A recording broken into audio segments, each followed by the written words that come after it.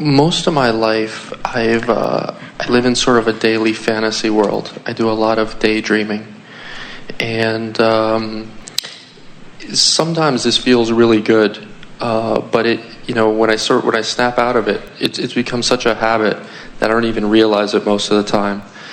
And I see myself in this really great world, with a lot of money or famous. I realize oftentimes it's sort of out of revenge. People. In my fantasy world, people I know are seeing me in this great life and so on. But I don't quite know how to phrase this into a question. But I just wanted to get your feedback, or how do I sort of get more in touch with my real source and get more in touch with my thoughts, because I'm in this fantasy world much of my day, be it on the metro or when I'm driving, or at work, what have you.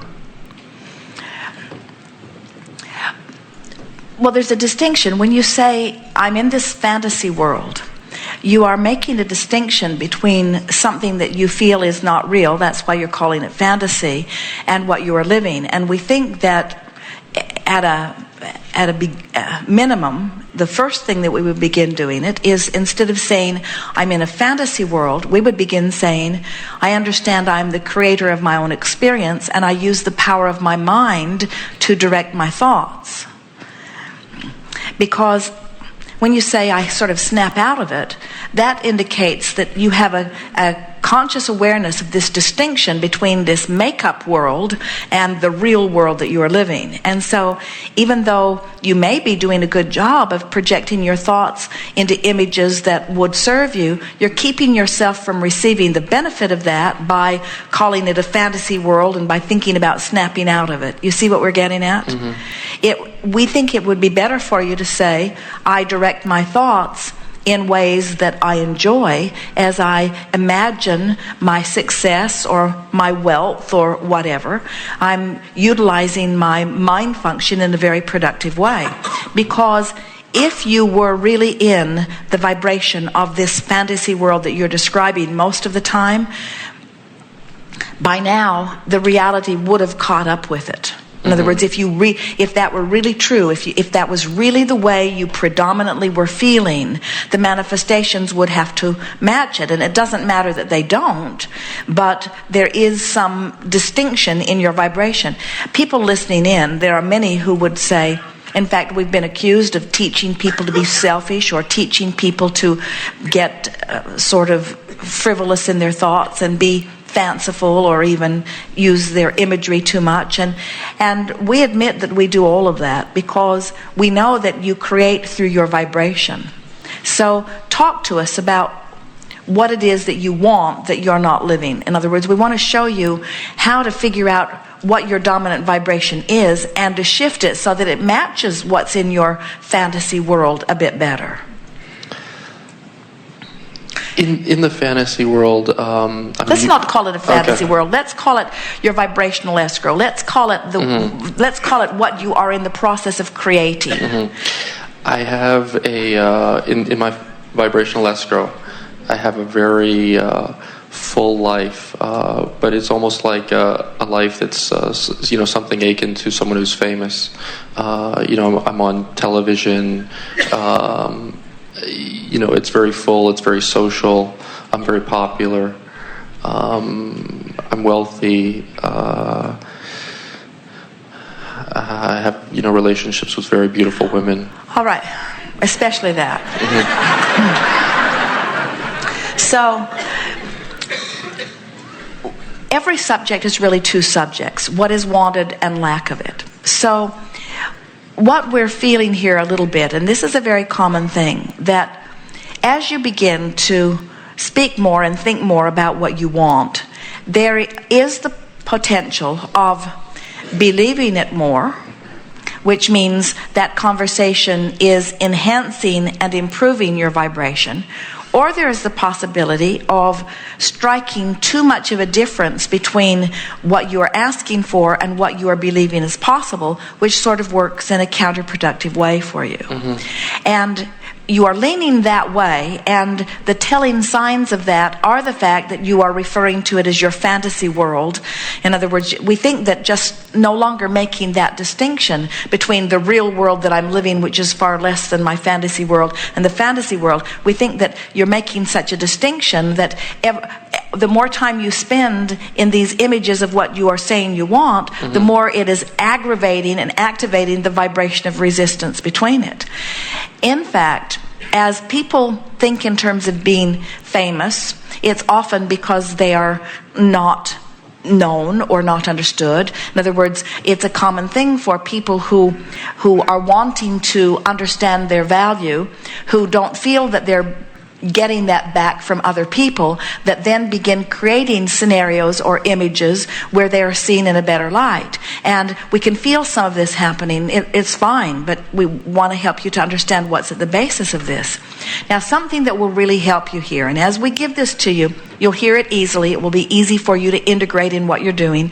You don't have a lot of adjusting or tweaking to do. You're on track more than it seems in terms of what's manifesting in relationship to what you want. So just relax and listen to this unfold. When you have a desire to be famous and to be known and to be seen with beautiful women, all of that is fine, and a lot of people want that. But at the vibrational root of those kinds of launches, of those kind of rockets, is often an awareness that you're not noticed, or that you're not known, or that you're not seen as valuable. Now, what is at the heart of that is something that runs rampant in your society, and it's something that you have to understand and get over, or you will never easily come into alignment with all of these things that you want. And that is, when you care about how you are seen by others, when their appreciation of you makes you feel really, really good, and they're not noticing you makes you feel really, really empty. We want you to understand that you're looking for love in all the wrong places, and everybody does it, but it's so important what you're talking about here that we really want to set this as a platform as the beginning of this workshop, because we've been talking already this morning about how there is you in your physical body and the you that you have actually become, and the importance of closing that gap. But caring about what somebody else thinks about you is a whole other thing, and an impossible thing to deal with. When someone holds you as their object of attention, and they adore you or idolize you, they like what they see, it feels good to you, because in their adoration, they're connected to source energy. They're tuned in, tapped in, turned on. They're flooding this wonderful energy all over you, and you say, ooh, that feels so good. And the absence of that feels so unpleasant, you say. But what we want you to hear is that you're not wanting the energy as is spewed by someone else's adulation of you. You're wanting the energy that you allow by your alignment with your own resources. In other words, we want you to take all of them out of the equation. We know that there are a lot of people who want to be famous, and at the heart of that desire for fame, sometimes it's fortune, sometimes it's just, it fills the void of people holding them as their object of attention and flooding that energy over them. But we want you to understand that that will never be a satisfying thing for anyone. That is not what you're looking for. What you're looking for is this alignment, not someone else's appreciation of you. And when you accomplish that, when you understand that, and you turn a little more every day until you come into alignment with the self-appreciation that only comes from connection with Source, now the idea of fame becomes irrelevant, because you got everything from your own connection that you thought fame would bring you. Are you getting a sense of this? Now, we're getting a little carried away with this, because certainly there's nothing wrong with having an idea of wanting fame and fortune. We just want you to understand that what you really want to do is to look for your own connection first, and all that other stuff must come to you. It just must. So, in relationship to all of that, talk to us about your day-to-day experience. And what we're really looking for here are things that you might have noticed about the way you feel especially the negative emotion that you're feeling that has to do with that desire for something. You say, I keep snapping back into reality. That's the part that we want to hear from you, because it's when you've snapped back into reality that you have the option to turn downstream and close that gap. And in time, there won't be a distinction between the fantasy and the snapping back into reality, because you'll be doing it all on purpose, and there'll be this stable vibrational offering from you that will bring you first the feeling of well-being, which is why you want all that stuff, and next all that stuff will come. A woman said to us one day, Abraham, I don't think you really care if my lover ever comes. I think you just want me to get so good at imagining him being there that I don't notice that he's not there. And we said, you know, you're right. But because when you get good at holding yourself in a stable way in your mind, you feel good, and then he must come. But she was right. We wanted her to find that stability, not because we want her to come, but because we wanted her to feel good even before he came, and then he has to come. So, can you give us that snapback feeling?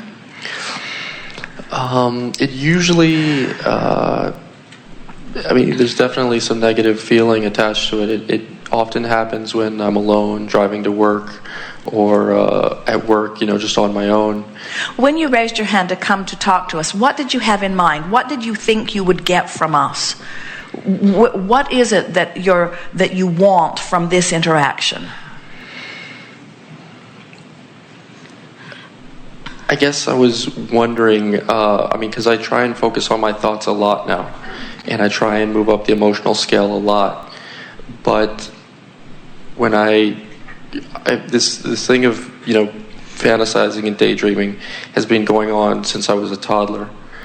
And sometimes it's really difficult for me to distinguish when I'm when I'm fantasizing and daydreaming and when I'm not, and when I'm actually focusing on making myself feel better. So I was wondering... Well, are your fantasies always positive? In other words, do you always see yourself succeeding and thriving? There's usually sort of like a negative back end. Sometimes it's out of revenge, like an ex-girlfriend seeing me succeed. And sometimes I think it's out of attention. Wanting other people to see me. All right. Now, if you can, could you walk us through one of your fantasies? Maybe I'm on television working as an interviewer with my own TV program, and then later on I'm out at a restaurant, and maybe an ex-girlfriend or people I know see me and recognize me and want to talk to me. All right, and how does it feel? So someone sees you, they recognize you, they walk up to you, and how does it feel? It feels good, I feel validated, but there's also sort of like a revenge aspect. Like I don't want to really give them too much attention. I want to show them I'm successful, but confident that I don't need their friendship anymore, or that I'm doing my own thing. All right. Well, this is good, because as you're describing that, it explains what's going on here. Because in your day-to-day experience, you're not feeling respected, which makes you want more respect. You're not feeling noticed, which makes you want to be noticed. You're not feeling appreciated, which makes you want to feel appreciated. So then you are conjuring some images where you are noticed and you are more respected. And in a sense, you're almost using this fantasy world as your excuse to move up the emotional scale. In other words, you've moved into the revenge mode in your fantasy world. And what we're wanting you to realize is that whether you are thinking about the past or the present or the future, whatever you're thinking about is activating a vibration here and now.